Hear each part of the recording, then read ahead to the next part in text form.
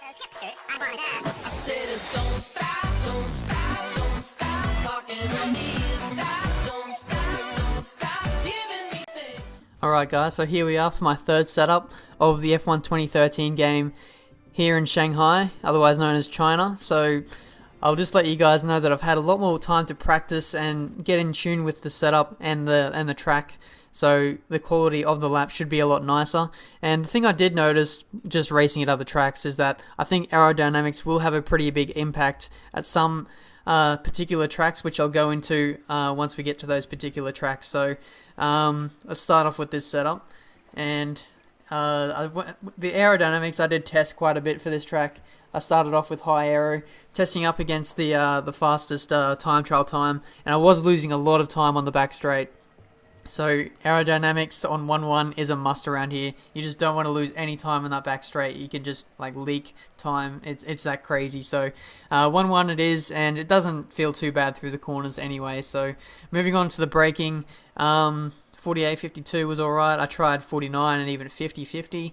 That's all down to what you guys prefer. It's just preference. So moving on to the balance, and I've got that at 9-11. I just want to get it into the corners as fast as possible. It does feel really snappy and really responsive on 9-11, so I'm quite happy with that. So moving on to the suspension, and this won't change throughout all my setups. I think this will just be the general setting here. 1-1, 11-11 is just, you can't beat that really. So moving on to gearbox, and I tried gears all the way to the right, but I just felt a little bit sluggish through the first and second sectors. But it wasn't overly good on the straight. Like, it wasn't excelling as much as I thought it would, like it would on F1 2012. So I put it back down to this gearbox here, and it felt really nice for the first and second sector, and it held its own fairly well on that massive back straight. So this is the gearbox I'd go with. And finally we have the alignment, and that's pretty much going to be the same for every setup on this game as well. So yeah, I hope you enjoyed the setup, guys. Leave a like if you enjoyed it. If you've got any improvements on the setup, then let me know. But other than that, let's get out there and see how this setup handles out on track. Alright, so now that we've got this beastly setup loaded to the car, let's see what this thing can do in terms of lap times. Heading up to turn 1, we're opening the DRS using a bit of KERS, and now approaching turn 1, we're just going to fly in here, shift down the gears just about as fast as possible down to 4th, 3rd, 2nd, and then 1st a bit late.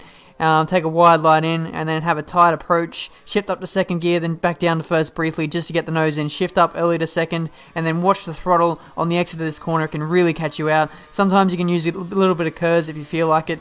We're coming up to the 1st sector split, brake just as the ripple strip starts there, turn in late, a little bit too late there from me, but I kept it flowing, so that's all that matters.